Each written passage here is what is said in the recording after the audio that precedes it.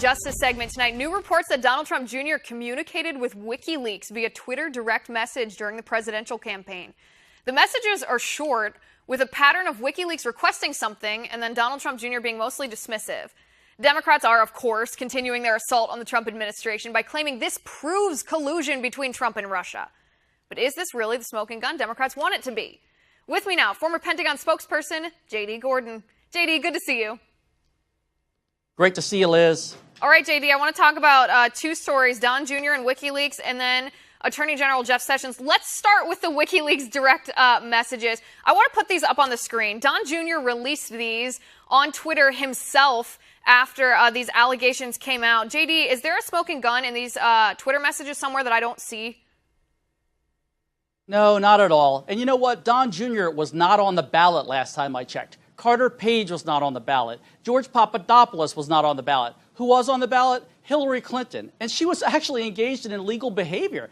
She had a private server at her home when she was Secretary of State. She had thousands of classified emails passing through it. So Hillary Clinton is the one who committed illegal acts, not any of these guys. No, and I also want to say, I think Don Jr. should have reported this. I don't think this was a wise move necessarily for him to respond to WikiLeaks, since WikiLeaks has released information that has been damaging to our national security. I'm not saying this is a smart thing to do, but there's a difference between doing something that may have been naive or even dumb versus doing something illegal or doing something that constitutes collusion with the Russians. I don't see this. These are the different things, and I want to go through his different responses here just to clear up this Democratic talking point. So the first message from WikiLeaks to Don Jr. was basically saying that WikiLeaks had guessed the password to an anti-Trump website, or the website of an anti-Trump super PAC. Don Jr.'s response, JD, unless I'm interpreting this differently, was quite dismissive. He didn't seem like he cared. Yeah, I don't think he cared. The other thing that people really should realize about this is I think this is payback for what happened to Bill Clinton in the 1990s. He was investigated for Whitewater, which was a real estate deal in Arkansas, which ended up having him impeached by the House of Representatives for lying to the grand jury about Monica Lewinsky. Had nothing to do with Arkansas real estate. What I think the Democrats are trying to do now, and also never Trump Republicans, and also a lot of people in the media, they are trying to remove President Trump from office and character assassinate everyone around him for anything they can get. So I think it's shameful, and I think this is really a high-tech coup in progress. Right. Well, it's also a very, very it's very thin ice to be walking on to think that you could remove a president of the United States from office because his son said, off the record, I'll look into it. Thanks. I don't know what part of that could possibly constitute collusion. He literally was being dismissive when WikiLeaks was being needy. WikiLeaks went on. They always were asking for something. This wasn't about Trump. It was something they wanted in return. It was WikiLeaks that was offering to collude. And to Donald Trump Jr.'s credit, he was the one that didn't respond to them over and over. They sent him an article about Hillary Clinton and Assange, and Trump said, oh, yeah, we already covered that. Thanks anyway. They offered to leak Trump's tax returns, acting like it was an altruistic move on their part versus something that would help the Trump campaign versus they just wanted the big scoop on it. Don Jr. didn't even respond to that one. And then they encouraged Don to encourage his father not to accept the loss if Trump lost the election, but to challenge it, and they would help him. No response to that either.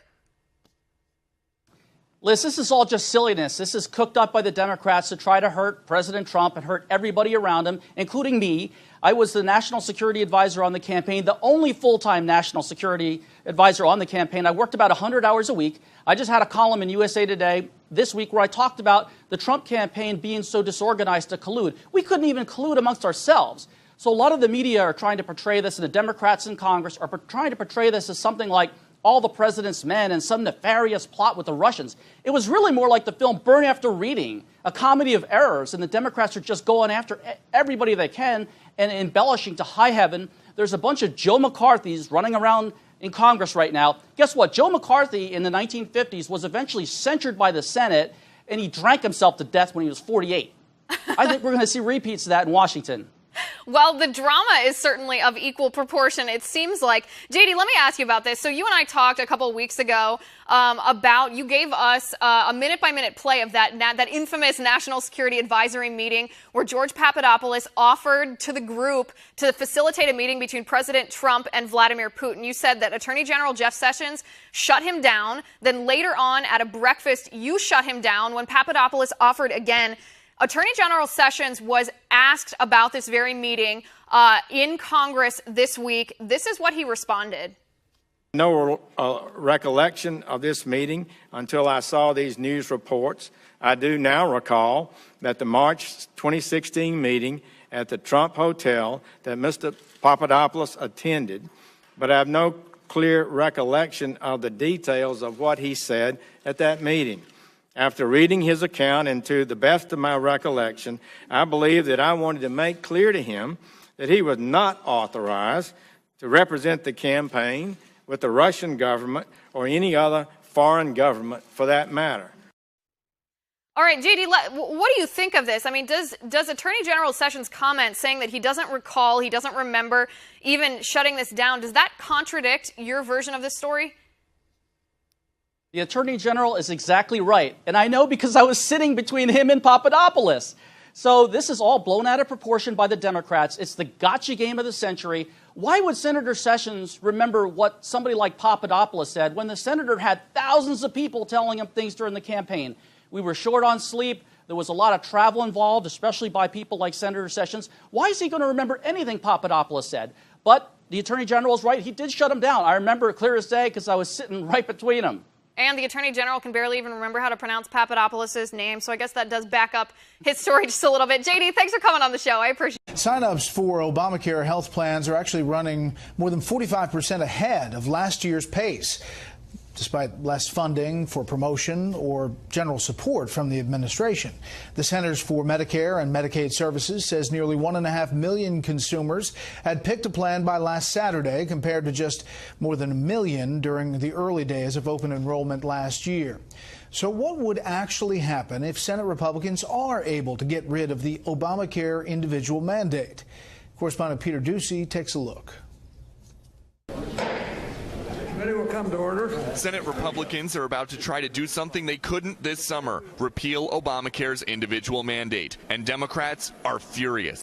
I can't believe, after the American people have risen up and said no twice, that they would do this again. The motion is not agreed to. In July, the Senate's attempt to gut Obamacare and the mandate that forces people to pay a fine if they don't have insurance fell flat. So now, 4 months later, they're attaching a repeal to their tax bill. This is a narrow surgical strike. It says we're not going to keep punishing low-income people who can't afford these outrageously expensive policies that don't serve their needs. We're probably going to be due for a CAT scan and a couple of treatments. If the individual mandate vanishes and Americans can choose not to pay for health insurance, the CBO projects the number of people without coverage will rise by 4 million in the next 2 years, then 13 million over 10 years. Insurance premiums would also rise an average of 10% a year, but the deficit would drop by $338 billion. They are cutting people's health care to make sure they can make corporate taxes cheaper for everybody forever. This morning, things got heated at a typically dry Finance Committee hearing when Pennsylvania Senator Bob Casey protested the proposed Obamacare changes. Ripping health care from people at the same time you're jacking up their taxes. Senator, your time is up. Gladly yield. But some Republicans argue the premium hike that would follow a repeal of the individual mandate beats the alternative. I'm listening to my colleagues on the other side of the aisle complain about a 10% increase. Nevada will experience a 38% increase under the ACA next year. Other Republicans are trying to highlight the freedom this 2-for-1 tax bill and mandate repeal would bring Americans worried about their health care. People having to pay a fine will stop paying the fine to buy crappy insurance. Republicans say that because the highest percentage of people who pay a penalty, so they don't have to pay a premium, earn less than $50,000 a year, then getting rid of the individual mandate would be good for low-income Americans. And today, the Senate Majority Whip, John Cornyn, said he's optimistic they've got the votes to do it. Brett? Peter Ducey live up on Capitol Hill. Peter, thank you.